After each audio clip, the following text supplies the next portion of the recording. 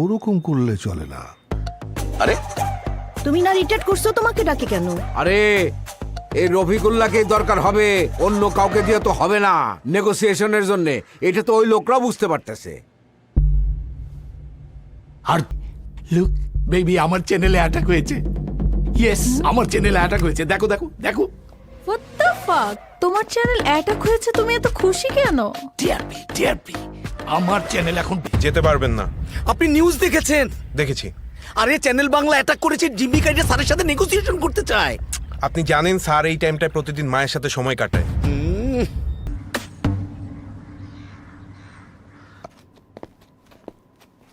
কি মহিব, টেলিভিশনে এগুলো কি দেখাচ্ছে? একটার পর একটা লাইভ হচ্ছে। অথর্ব, ডিসকাস্টিং। স্যার, আমি যখন আইজিপি ছিলাম তখন এই সমস্ত সন্ত্রাস এগুলোকে আমি কবর দিয়েছিলাম, একদম কবর। আর তুমি কি করতেছো এগুলো? স্যার, আপনার আমলের রেকর্ডও কিন্তু আমাদের ফাইলে আছে।